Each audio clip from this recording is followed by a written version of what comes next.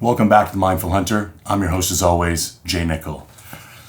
And after much anticipation, today I'm going to give my final review of the Sea to Summit Telos TR2.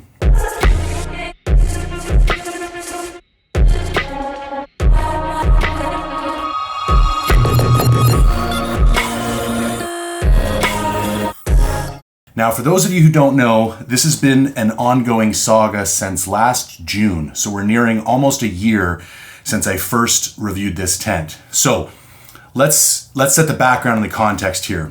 For starters, last June, I did a large category-wide review of 2-person, 3-season shelters. If you haven't seen it yet, you can go watch it here.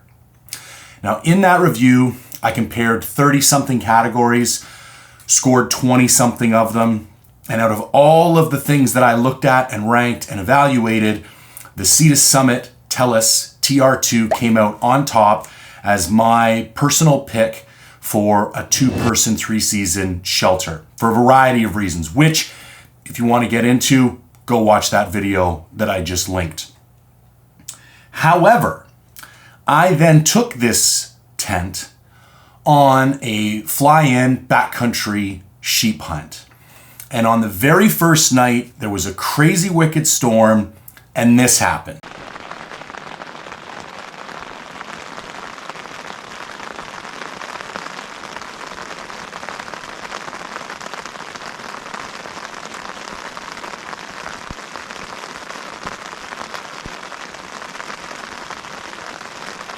Correct. In my best estimation at the time, the thing leaked like a sieve. Now, let's actually detail what went on there. So I set it up the first night, crazy storm, sideways winds. I was actually out on this little gravel beach, right exposed on a lake. It was the only flat spot that wasn't timbered that I had any access to. So admittedly, I was extremely exposed. There's lots of extenuating circumstances to that hunt. If you want to go watch that, right here. Now, after I got into the tent, admittedly, I was very wet as I had paddled in a pack raft all the way across the lake, ran into some, bad situations and had to paddle all the way back across the lake in the pouring rain. And I mean sheets of pouring rain. So admittedly, I'm soaking wet when I get into the tent. Now I do what I do in the tent, maybe an hour or two goes by. I think I might have been napping before dinner and maybe listening to an audiobook. And I wake up and I can literally see rivulets of water kind of running across. And for those who don't know, this is like a mesh inner and then a sil nylon outer tent. So you're looking right at the underside of the fly through the mesh from the inside of the tent. I'm looking up, I see these rivulets of water kind of running towards the middle of the tent, and then they're kind of just dripping down on me from random places. And I'm essentially getting rained on inside the tent. And immediately I'm like, okay, this is not good. I'm in a down sleeping bag. It's August. It's not the end of the world. I'm not going to die, but I'm certainly going to get real uncomfortable real quick.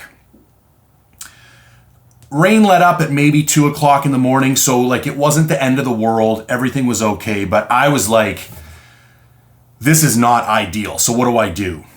Now, because of, I won't get into the details, but for the rest of that hunt, I always carry with me a Z-Pack 7-foot by 9-foot Dyneema tarp. Thing weighs 5 ounces. It's a godsend. Love it. Never leave home without it. And for the rest of that hunt, because I didn't want to risk it, I would set up my 7 by 9-foot tarp first, and then I would set up my tent underneath it. Now, I gotta say, I actually came to love that system. It only took me an extra 5 or 10 minutes to set up and tear down. It gave me a great little lounge area outside of the tent where I was protected from the elements. It let me set up the tent, tear down the tent, pack and unpack my gear, all covered by the tarp. So on rainy days, I could pack all my gear up and everything wouldn't get soaking wet. I do think moving forward, I'm actually gonna keep using a system like this because of how versatile and robust it was.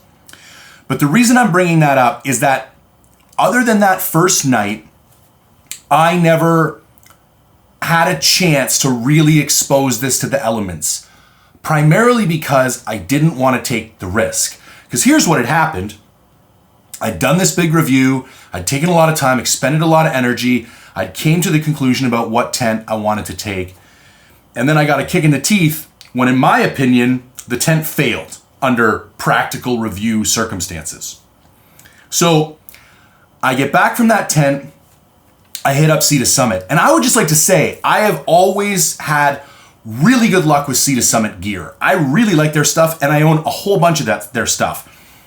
I hit them up. They were fantastic to deal with right out of the gate, gotta tell you.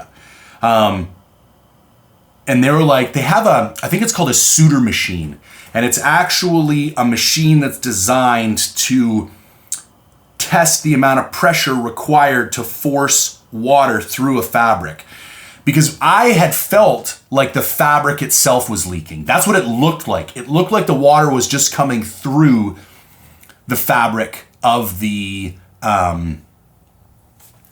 fly. So they get back to me, they're like, listen, that certainly doesn't sound like something that should happen with that tent. Our suitor machine is actually down, we're waiting for it to get fixed. Ship it back to us. As soon as it gets fixed, we will test the tent and get back to you. I'm like, cool, that's all a guy can ask for. So I ship it down, wait a couple weeks. They had some mix-ups with their machine. It didn't come in time, so he's like, listen, we're just gonna set it up, we're gonna practically test it, and I'll get back to you. So they set it up, beat the hell out of it with some water, and they could not get it to leak. Now here's where things get kind of interesting, because there is a half dome vent that's kind of above your head that you can either zip all the way closed or unzip to let the condensation out. And it has these two little hard posts that kind of keep a little shelf above it open, so that under normal rain conditions, you should still be able to keep this dome open. And as long as the rain's coming relatively straight down, the little shelf, the little roof above it keeps the rain. And then because the fly is naturally curving downwards, any of the rain that falls on the edges of the little roof just rolls off the edge of the tent.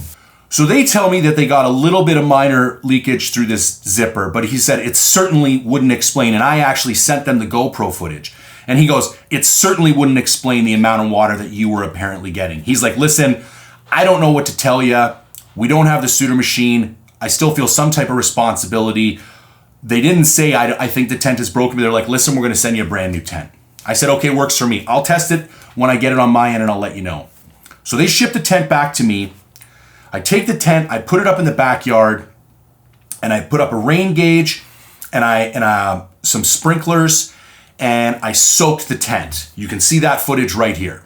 Now, I'm not saying I don't trust their testing, but I don't know exactly what they did or didn't do. And what I do know is that this tent definitely did leak for me when I used it.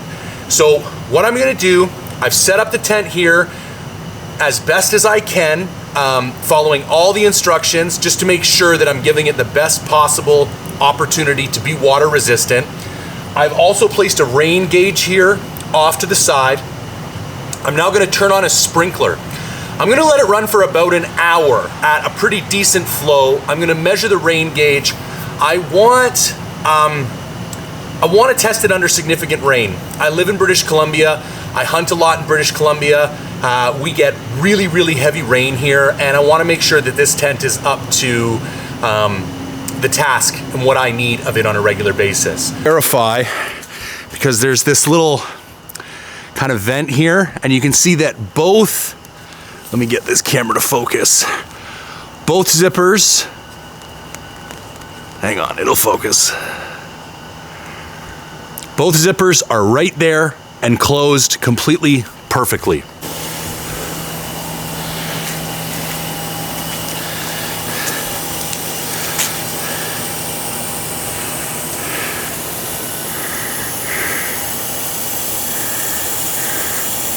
All right, here's the setup.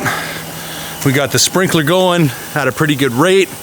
I checked, the entire tent is getting nice equal distribution all over it. And then you can see the rain gauge right there. Kind of tried to put it in the best location to catch an average amount that the tent would be exposed to. So let's let it run for about an hour and see what we see. Okay, so I left that running for 1 hour and it accumulated a total of 40 mils of rain, which is pretty excessive. So I think,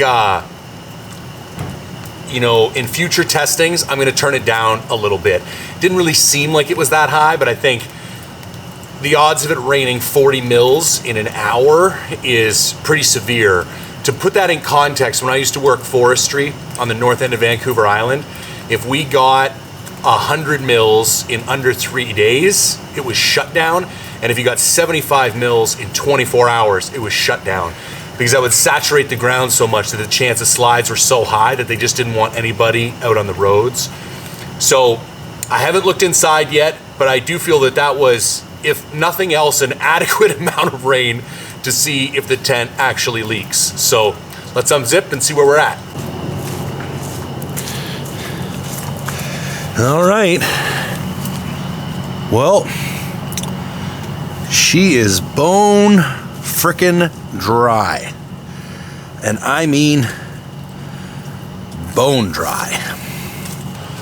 All right, gonna be honest, that is not exactly what I expected based on my previous experience in the tent. Now, I have a couple thoughts as to why that might be. So let's get out of the cold, we'll go back in the studio, and we'll have a little conversation about what I think went wrong.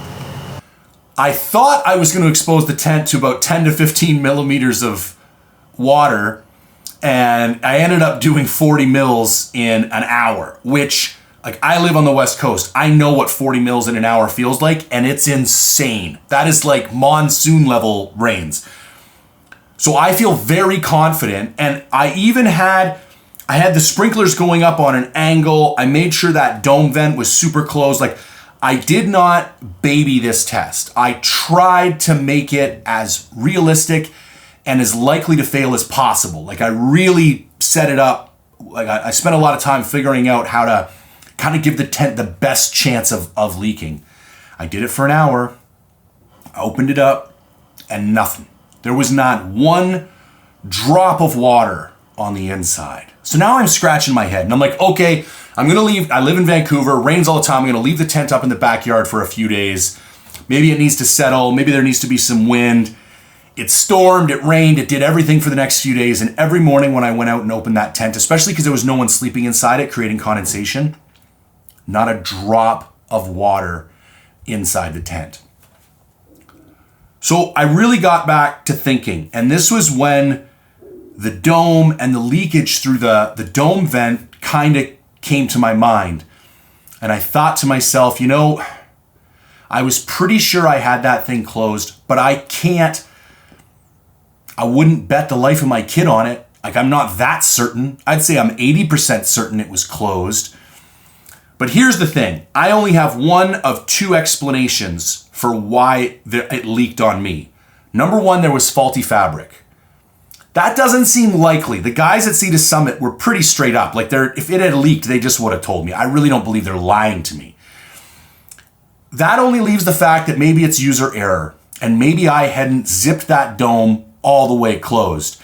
And I will say, you know, you could have a conversation about design flaw. Like, is that the best way to have that condensation vent if leaving it open is going to allow that much moisture in? Like, perhaps the shelter above should be a little bit bigger. Perhaps the condensation vent should be a little bit smaller. I'm not going to get into that because they advise very clearly that under strong wind and rain conditions, that half dome vent should be closed.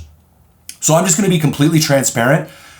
The only explanation I can come up with is that maybe I left that thing open an inch or two, and when I looked to see if it was closed, it looked closed, but there might have been a little gap.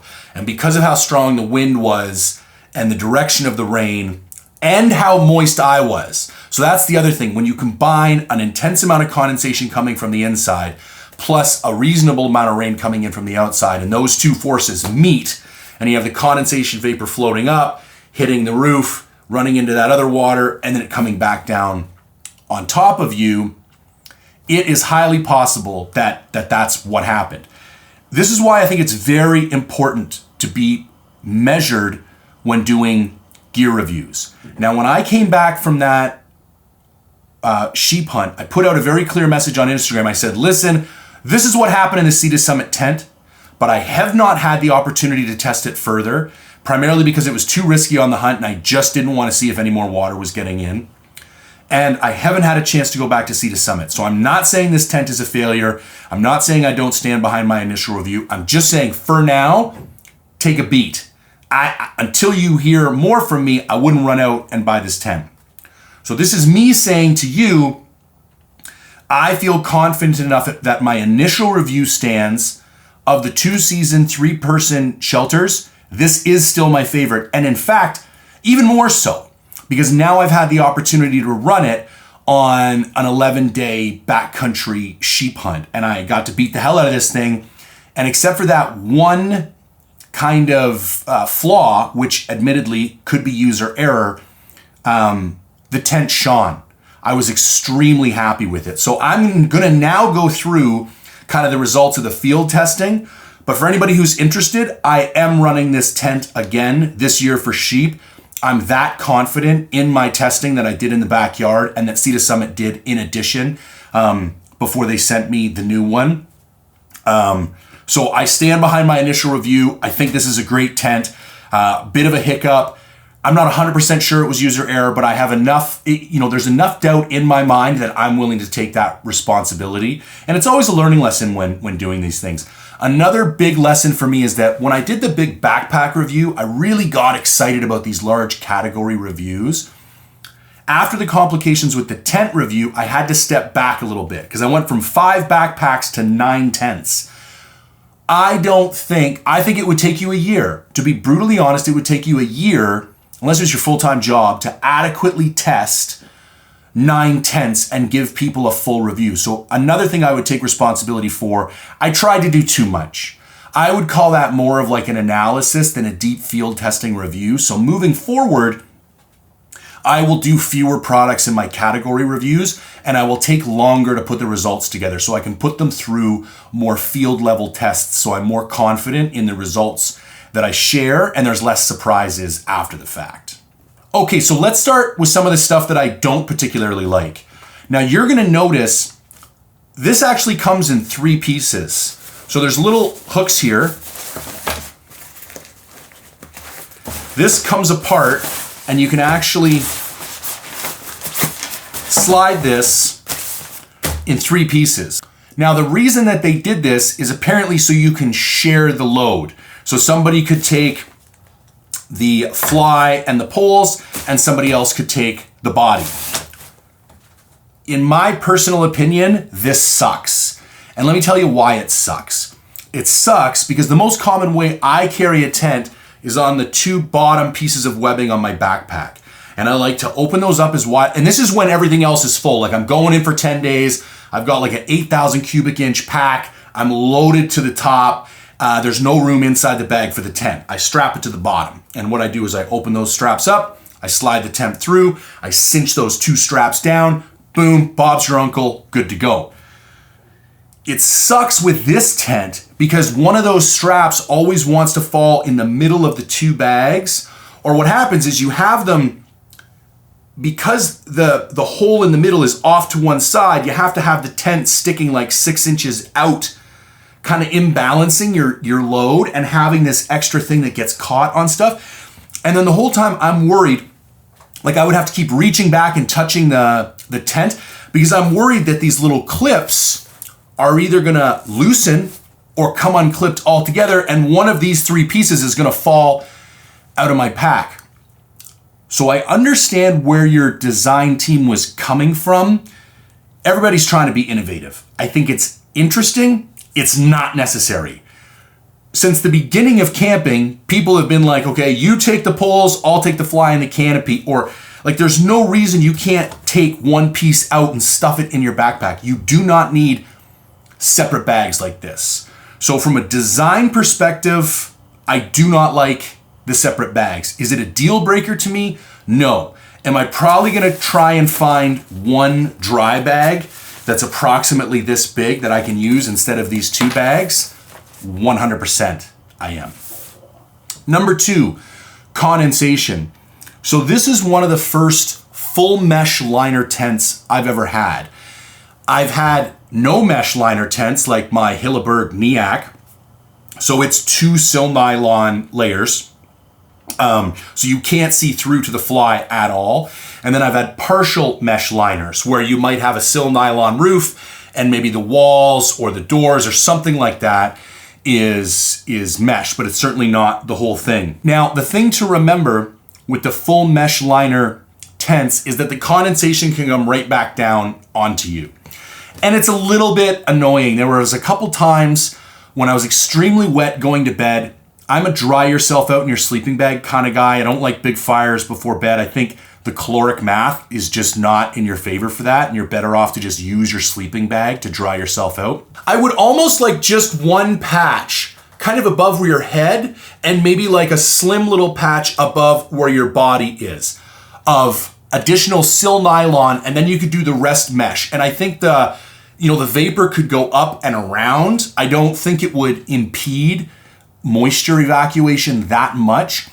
And I think it would keep the condensation that does condensate on the roof of the fly from dripping back down onto your sleeping bag. Those are really the only 2 complaints that I have, the multiple bags and the full mesh liner. And I think both of those are pretty minor and certainly not a deal breaker. Now let's get into what I do like.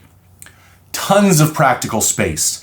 This is the largest, like full floored shelter, 2-person, 3-season at this weight that I've ever been in.